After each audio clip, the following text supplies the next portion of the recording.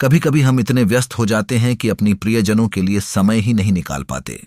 ऐसे में जब रोहित अपने ऑफिस में लैपटॉप पर काम कर रहा था, फोन बार बार बज रहा था।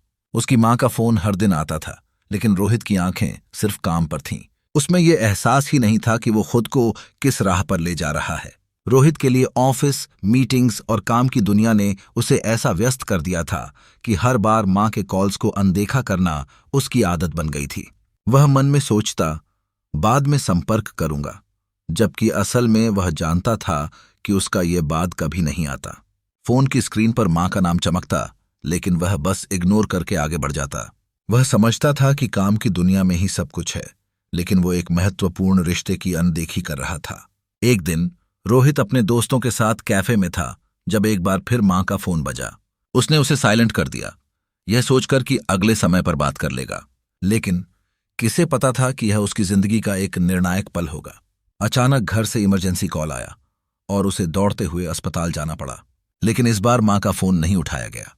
यह उस पल का एहसास था जब रोहित ने समझा कि वह अपने सबसे प्रिय संबंध को खो देने वाला है।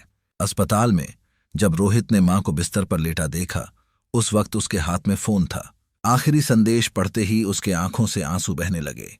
बेटा, खाना खाना मत भूलना। यह शब्द उसके दिल में एक गहरी छाप छोड़ गए। उस दिन उसने महसूस किया कि जिंदगी के सबसे महत्वपूर्ण कॉल्स नजरअंदाज नहीं करने चाहिए। उस दिन के बाद रोहित ने कभी माँ का फोन इग्नोर नहीं किया। उसकी जिंदगी में परिवर्तन आया। अब ना सिर्फ अपनी माँ बल्कि अन्य माँओं के लिए भी उसने मदद का हाथ बढ़ाया। वह वृद्धाश्रम जाकर सभी माँओं की देखभाल करने लगा। उसने समझा कि एक कॉल न केवल जिंदगी को बदल सकता है बल्कि दिल के सुकून का भी कारण बन सकता है। इस कहानी से हमें यह सीख मिलती है कि जिंदगी में कुछ चीजें बेहद महत्वपूर्ण हैं। परिवार, खासकर माँ का प्यार, कभी नजरअंदाज नहीं होना चाहिए। जिन लोगों ने हमें बिना शर्त प्रेम दिया, उनके लिए एक कॉल हमेशा समय पर करना चाहिए। कभी देर मत करो। हमारे एक छोटे से फोन कॉल से किसी के दिल को सुकून मिल सकता है।